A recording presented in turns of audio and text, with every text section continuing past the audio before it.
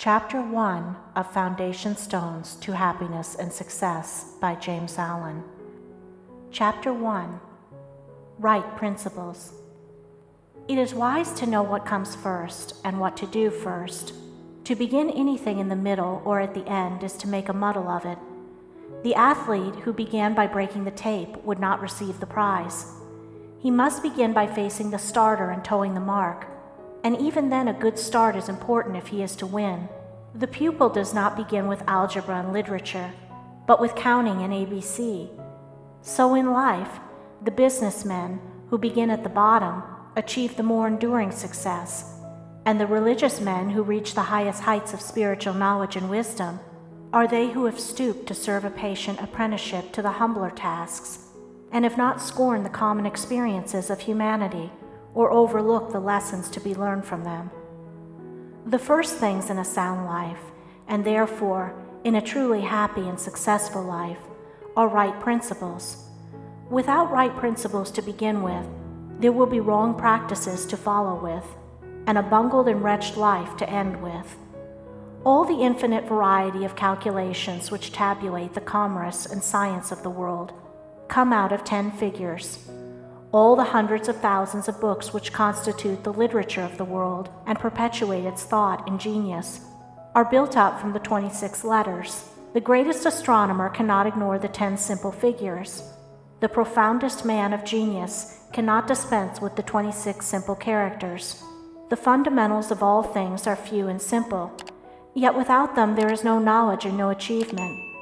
The fundamentals, the basic principles in life or true living, are also few and simple, and to learn them thoroughly and study how to apply them to all the details of life is to avoid confusion and to secure a substantial foundation for the orderly building up of an invincible character and a permanent success. And to succeed in comprehending those principles in their innumerable ramifications in the labyrinth of conduct is to become a master of life. The first principles in life are principles of conduct. To name them is easy. As mere words, they are on all men's lips. But as fixed sources of action, admitting of no compromise, few have learned them.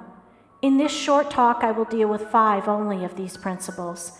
These 5 are amongst the simplest of the root principles of life, but they are also those that come nearest to the everyday life, for they touch the artisan, the businessman, the householder, the citizen at every point.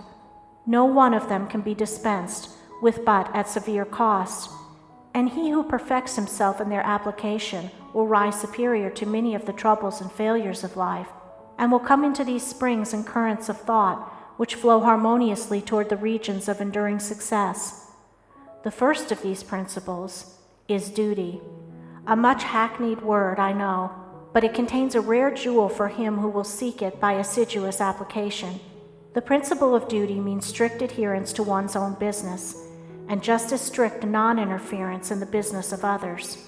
The man who is continually instructing others, gratis, how to manage their affairs, is the one who most mismanages his own. Duty also means undivided attention to the matter in hand, intelligent concentration of the mind on the work to be done. It includes all that is meant by thoroughness, exactness, and efficiency. The details of duties differ with individuals, and each man should know his own duty better than he knows his neighbor's, and better than his neighbor knows his. But although the working details differ, the principle is always the same. Who has mastered the demands of duty? Honesty is the next principle. It means not cheating or overcharging another. It involves the absence of all trickery, lying, and deception by word, look, or gesture. It includes sincerity, the saying what you mean, and the meaning what you say. It scorns cringing policy and shining compliment. It builds up good reputations, and good reputations build up good businesses, and bright joy accompanies well-earned success. Who has scaled the heights of honesty? Economy is the third principle. The conservation of one's financial resources is merely the vestibule leading towards the more spacious chambers of true economy. It means, as well, the husbanding of one's physical vitality and mental resources. It demands the conservation of energy by the avoidance of enervating self-indulgences and sensual habits. It holds for its followers strength, endurance, vigilance, and the capacity to achieve. It bestows great power on him who learns it well. Who has realized the supreme strength of economy? Liberality follows economy. It is not opposed to it. Only the man of economy can afford to be generous. The spendthrift, whether in money, vitality, or mental energy, wasted so much on his own miserable pleasures as to have none left to bestow upon others. The giving of money is the smallest part of liberality. There is the giving of thoughts and deeds and sympathy, the bestowing of goodwill, the being generous towards calumniators and opponents. It is a principle that begets a noble, far-reaching influence. It brings loving friends and staunch comrades, and is the foe of loneliness and despair. Who has measured the breadth of liberality? Self-control is the last of these 5 principles, yet the most important. Its neglect is the cause of vast misery, innumerable failures, and tens of thousands of financial, physical, and mental wrecks. Show me the businessman who loses his temper with a customer over some trivial matter, and I will show you a man who, by that condition of mind, is doomed to failure. If all men practiced even the initial stages of self-control, anger, with its consuming and destroying fire, would be unknown.